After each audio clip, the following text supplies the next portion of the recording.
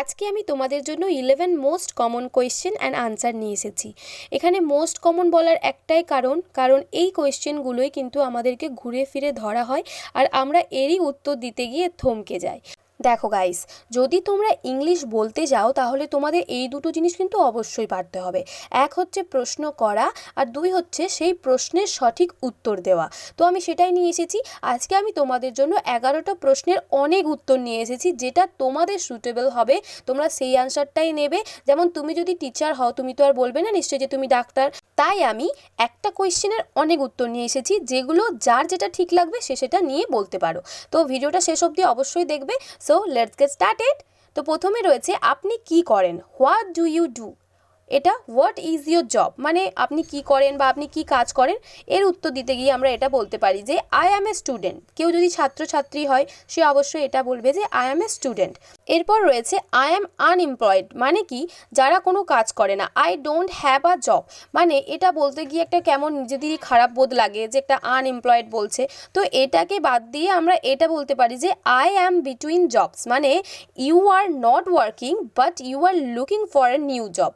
এর মানে এখন আমরা কোনো কাজ করছি না, বাট আমরা কাজের জন্য চেষ্টা করছি বা কাজ খুঁজছি বা কাজ দেখছি। তারপরে রয়েছে I am a stay at home mom. Home mom মানে যেসব মায়েরা বাড়িতে থেকে বাচ্চাদের দেখাশোনা করে তাদের ক্ষেত্রে এটা ইউজ হবে। এর মানে I don't have a job because I stay home two raise my children, মানে এটা ক্ষেত্রে মা বাবাও হতে পারে, হয়তো কারো মা কাজকর্মে করতে চায় বাট তার বাবা বাড়িতেই থাকে, সে বাচ্চা দেখে, তার ক্ষেত্রেও কিন্তু এটা হবে। তখন কি হবে, অ্যাট হোম ফাদার হয়ে যাবে। এরপর রয়েছে আই ওয়ার্ক ফ্রম হোম, মানে আমি বাড়িতে বসেই কাজ করি। আর সব থেকে ইজি দিয়েছি I am a teacher, driver, businessman. এখানে কিন্তু কনসোনেন্ট রয়েছে বলে এ রয়েছে, যখন এটা ভাওয়েল হয়ে যাবে তখন কিন্তু এটা এর জায়গায় অ্যান হয়ে যাবে। এরপর রয়েছে I work at a school, A bank, a company, যে যেখানে কাজ করে সেখানে অ্যাটের পরে সেটা বসাতে পারে। এরপর রয়েছে আপনার কি বিয়ে হয়ে গেছে, সব থেকে কমন কোয়েশ্চেন্স।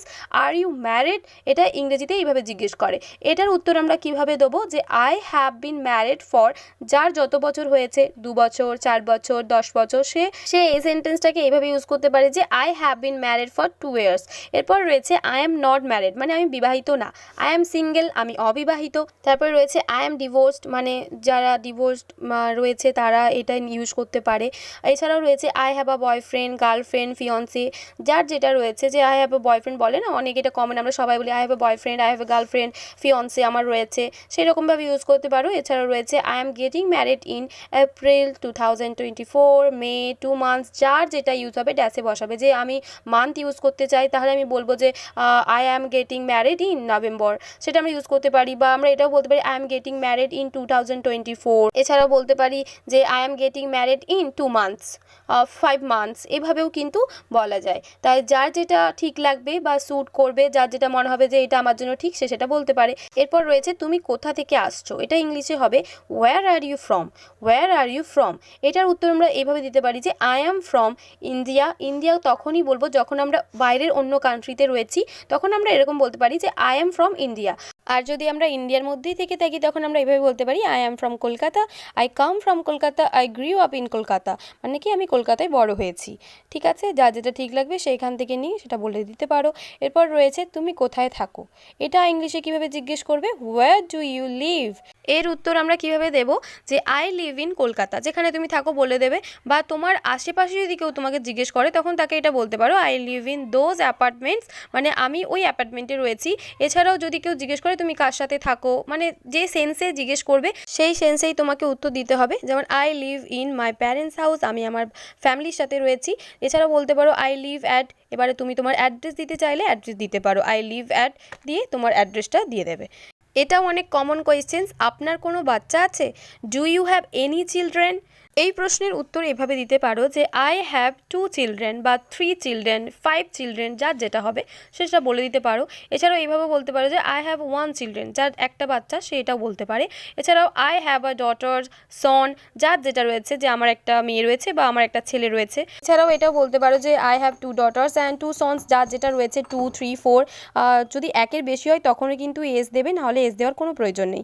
আর যদি কোনো সন্তানই না থাকে তখন এটাই বলতে পারো যে no I don't have any any children, এর মানে না আমার কোনো বাচ্চা নেই। তো যার যেই সিচুয়েশান সে সেই মতো উত্তর দিয়ে দেবে। তো সবটাই সাজিয়ে দেওয়া আছে। আশা করছি ভিডিও ভালো লাগছে, ভিডিও অবশ্যই লাইক করো। এরপর রয়েছে সময় কত হলো, এটা কিভাবে জিজ্ঞেস করবে, হোয়াট টাইম ইজ ইট। এটা আমাদেরকে কিন্তু রাস্তায় চলতে অনেক স্ট্রেঞ্জারও জিজ্ঞেস করে থাকে। তো এর উত্তর আমরা কিভাবে দেবো, ইট ইজ 9 o'clock। যদি এরকম গোটা গোটা থাকে যে 9, 10, 11, 12, তখন কিন্তু আমরা এইভাবে 9 o'clock, 10 o'clock এইভাবে দেবো। আর যদি হাফ মানে কি 8:30, 9:30 বাজে, তখন কি বলবো, ইট ইজ 8:30। আর যদি এরকম বলে না অনেকে যে এখন 4:45 বাজে, 4:45 বাজে, তখন এই পৌনে যখন বলবো তখন আমরা ইউজ করবো ইট ইজ 4:45 বা 4:45। এখন 4:45 বাজে বা 4:45 বাজে, যা যেটা হবে তখন কোয়ার্টার ইউজ করতে হবে, ঠিক আছে। তারপর রয়েছে ইট ইজ নুন মানে দুপুর 12টা, ইট ইজ মিড নাইট মানে রাত্রি 12টা। আর যদি তোমার কিছুই না জানা থাকে তখন এটা বলতে পারো যে I am sorry I don't know, বাস। এরপরে রয়েছে আবহাওয়া কেমন, আজকের আবহাওয়া কেমন, তখন এবার হাউ ইজ দ্য ওয়েদার। আর এটাও জিজ্ঞেস করতে হবে হোয়াটস দ্য ওয়েদার লাইক, আজকের ওয়েদার কেমন। তো এর উত্তর কীভাবে দেবো, এর উত্তর হবে ইটস আ বিউটিফুল ডে, এটা খুব ভালো দিন। ইটস রেইনি, বৃষ্টিময় দিন। ইটস কোল্ড, এটা ভীষণ ঠান্ডার দিন। ইটস সানি মানে কি রোদ ঝলমলে, বা এটাও বলতে পারি যে দ্য সান ইজ শাইনিং, সূর্যে খুব ঝলমলে আলো দিচ্ছে।